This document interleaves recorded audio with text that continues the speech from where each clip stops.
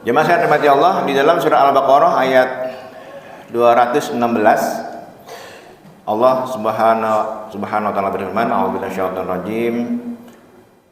Fa'asa an takrahu syai'an fahuwa khairul lakum wa 'asa an tuhibbu syai'an fahuwa syarrul lakum.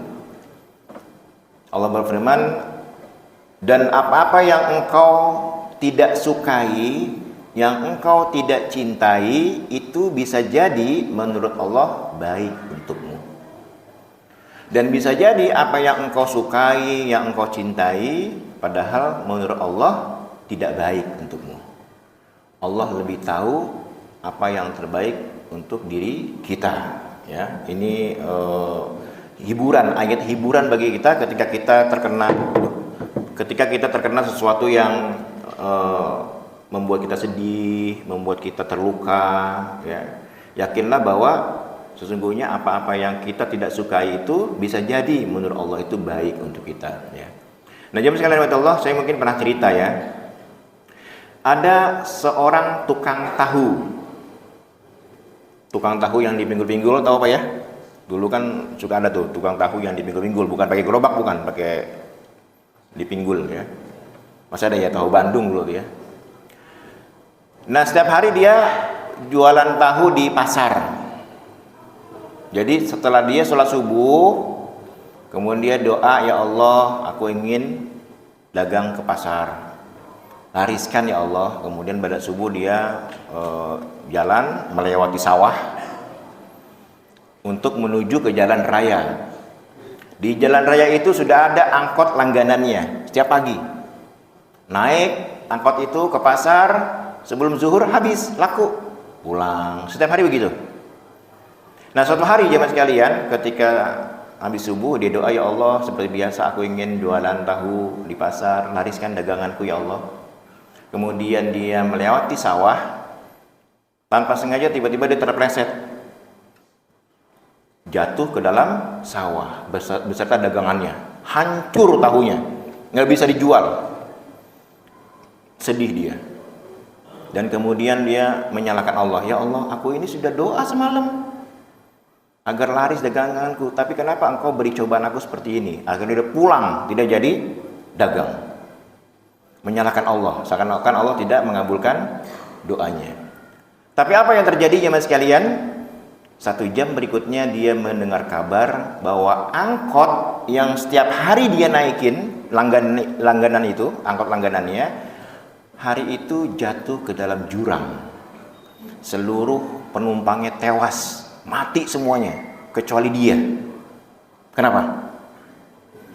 Karena dia tidak jadi dagang. Kenapa tidak jadi dagang? Karena tahunya jatuh ke dalam sawah. Nah, ini ilustrasi ya, bukan cerita sungguhan, bukan. Ini ilustrasi saja bahwa apa yang kita tidak sukai, kan tukang tahu itu nggak suka tuh tahunya jatuh kan, seakan-akan Allah tidak mengabulkan doanya. Tapi ternyata itu baik untuk dia. Kalau saja dia tadinya naik ke angkot, dia ikut mati itu ke dalam jurang. Ya. Nah, begitupun dalam kehidupan kita sehari-hari. Ketika kita mendapatkan musibah, masalah gitu, yang kita tidak suka, ya, harus husnuzon kepada Allah, harus berbaik sangka kepada Allah, bahwa siapa tahu di balik ini semua pasti ada hikmahnya, ya. Nah, ini begitupun dengan doa jemaah sekalian ya. Saya pernah menjelaskan kemarin bahwa doa itu ketika kita merasa bahwa doa kita tidak dikabulkan oleh Allah, bisa jadi Allah menggantinya dengan sesuatu yang jauh lebih baik. Cuman kita tidak tahu apa pengabulan doa itu yang baik untuk kita itu apa. Allah itu kan akan mengabulkan doa hambanya sesuai dengan kapasitas dirinya. Ada anak kecil nih, ya, usia misalnya masih TK, SD, doa, ya Allah, aku pengen banget punya motor. Anak kecil pak, anak TK, anak SD gitu kelas 1. Dia doa pada Allah gitu, ya Allah, aku pengen punya motor, pengen punya mobil. Kira-kira Allah ngasih gak tuh? Ya menurut Allah, iya hambaku, iya anak kecilku gitu kan ya, hambaku yang kecil, nanti ya kalau engkau sudah dewasa gitu. Nah, sama ketika kita minta apa gitu kepada Allah, kata Allah, nanti hambaku, tenang, sabar. Nanti akan aku kasih pada waktu yang tepat. Begitu. Jadi kita harus husnuzon kepada Allah. Dan yakinlah, saya pernah menyampaikan bahwa tidak ada doa seorang muslim yang tidak dikabulkan oleh Allah. Tinggal kitanya mau gak bersabar dan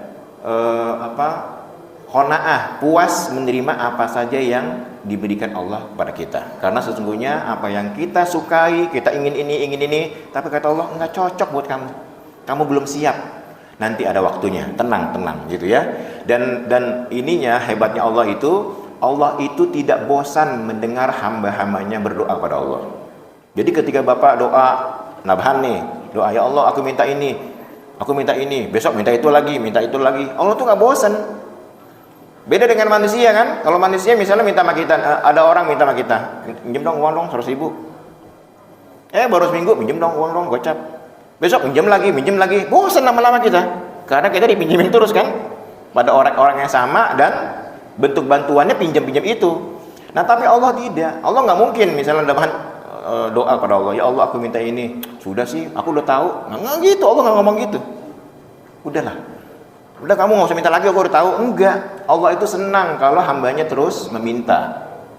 Justru kalau kita tidak minta, Allah benci, disangkanya kita tidak sabar. Jadi minta aja terus. Allah itu senang kalau agak dipaksa mintanya.